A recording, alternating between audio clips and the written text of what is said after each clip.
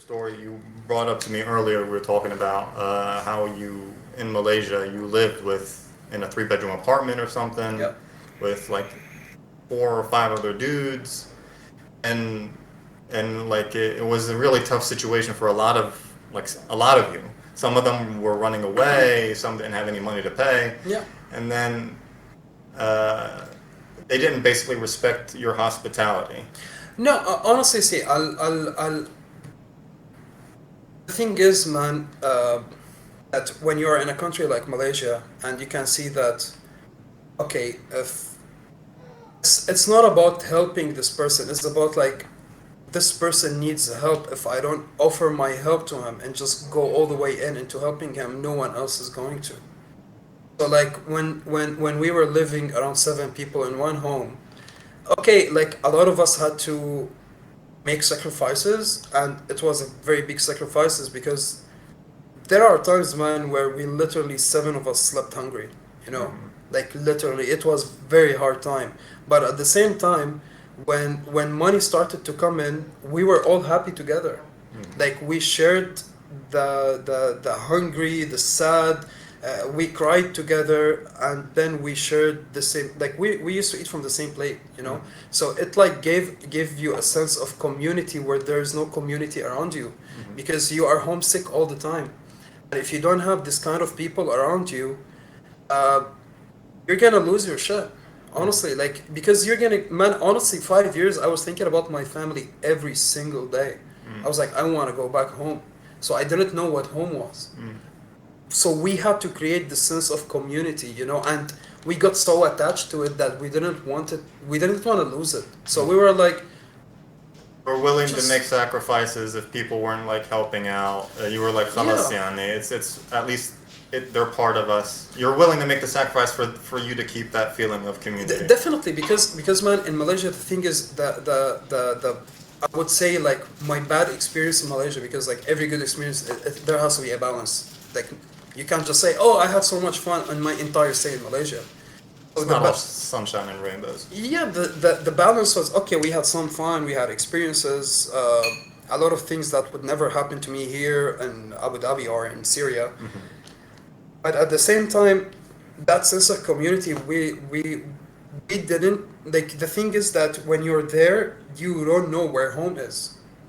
You have no like you're in your apartment in the place where you designed, the place that you feel safe in. But you will. It's never safe. You don't feel safe. You don't feel like the sense of belonging. That's why I didn't want to stay in Malaysia. A lot of people ask me why you didn't stay there. It's because I tried real hard to look for that sense of community and the sense of belonging, Mm. and it was never there. It was never Interesting. there. Interesting. So we kind of like all of us like after like I'm not going to say seven guys, but the people who stuck in the end, like four, five people, Mm. we had to create that sense of belonging so we don't get lost in that and like in that loop. Like Mm. we had to be like, okay, we are a family here, so we have to act like one. Hmm. Like imagine if you're a father and you have five children. Yeah. Like literally that's how it felt at some point. You'd be like, man, I'm obligated to help these people. If I can't just go out and eat and not feed them. True. I mean, not obligated, but it was like you said, out of the goodness of your heart. Like if nobody else would have helped them, who would have helped them? Yeah, exactly. And honestly, it paid well because until this day, I talk to every single one of them. We shared we know each other from inside out. So like everyone knows what this person likes, what this person hates. At least the nice thing about it that okay, that we were living in one house. It was a little bit crowded. There was no money like most of the time, but everyone respected the other person's space. Hmm. Like okay, this guy, it's his time. خلاص, let him just go. Hmm. No one go near him at that time. So Hmm. everyone respected that. Like okay, you can have your own space right now. Okay. So that was the good thing. Like people identified the suffering that was happening. Yeah. You know, Because they all related. they all related, and sometimes like They've when been through it, yeah. they not only that. Let's say for example, if you're helping me out. Okay, let's say you're offering me money, whatever, food, home. Um, I will feel like shit if I can't pay you back. So at least I'll do the best I can to feel you a little bit comfortable, to give you that feeling of comfort, because I will know that you will be like, what the fuck this person is doing here, you know. So I will do whatever it can to just like ease up the situation. So that's how basically I can say it was. It was It's tough also, like you bring up that thing, not everyone thinks on those terms. Like how you said, like if I would offer you something or you were in need, you wouldn't take it for granted that, oh, I'm just getting this stuff for free, khalas. Yeah. Yeah, I mean, I'm not gonna give anything back. there was some times A lot where of- I felt this way. Yeah. I'm not gonna lie. Some people would just be Yeah. like, they would take advantage. Yeah. And it's not just there and here. Like there's a lot of people who take help, take money, ask. Like it's easy for them to ask, but for them to like pay back or repay in kindness, it's like the hardest thing. I mean, you told me a couple of stories back, like, and you totally have the right to say that, because like I can see like I'm not gonna say people took advantage of you, but it's like people were using their situation to take advantage of other people. You know, like, oh, I'm in a bad situation, help me. But okay, what are you doing to help yourself? Yeah. Yeah. You know. Like you can't, like it's very easy. Yeah, they'd come to you and play the guilt card that I'm in need, that I need this money, that I need this help, that I need this whatever. Be like, sure, man. Like, ala aini wa rasi, I'll help you. Like, lawish Allah, and yani, you're my brother or whatever. Not my literal brother, but akhi.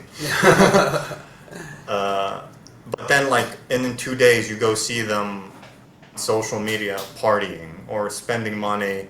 Well, you motherfucker, you just said that you were like struggling. So, are you struggling, or do you just need the money to just like a quick fix? Yeah.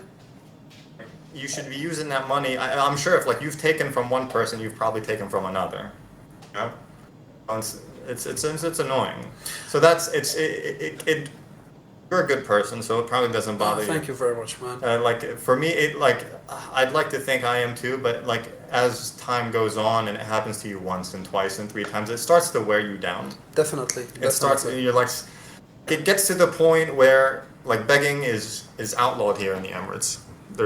There shouldn't be any beggars on the streets. They take care of that, and they provide the facilities to take care of homeless people. There shouldn't be any homeless Aslan people here, because if you don't work here, you're you're musaffa. So there's no room for any of that stuff here. So it reaches the point where, I'm sorry to say this, but when you see someone who's homeless or in need, you don't know if that person actually is in need. You start to get annoyed rather than like sympathetic. You know, instead of like feeling bad, you start to feel like Allah yatik, or get away from me.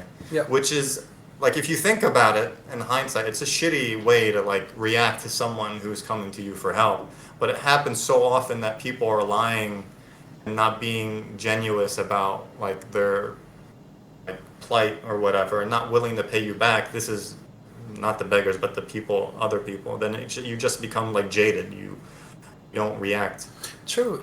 I mean, like, the problem is, man, that especially in this era, let's say, a lot of people just want to take advantage of the situation. Like, okay, I mean, you're in a bad place. You're in a bad situation. I'm ready to help you as far as it goes, but I also want to see you helping yourself, man. You know, like, grow some pair, go look for a job, do whatever it can, like, Stop making shitty decisions. Exactly, stop making shitty decisions, and stop, like, basically just get out of your comfort zone, you know, like, just go work, just go look for anything, any kind of job. Like, I have computer science and cloud engineering, and I'm not even working in that. Not because of anything. I could stay at home. My parents will be like, they have no problems of me staying at home, but I'm 28 years old. I feel like shit, you know, and I did feel like shit. Yeah. So I had to go and just look for the first opportunity that came to me. I was like, I'm taking this opportunity, and you never know what happens. Just be open to life, you know. Opportunities will come. Here's the thing. I really believe that every single person in this life will have an opportunity at least once in their lifetime. At least once. There is no something that's, oh, that person is an unlucky person in life. It's just like shitty decisions, shitty mind state. Every single person will have an opportunity. It's just what do you identify an opportunity as?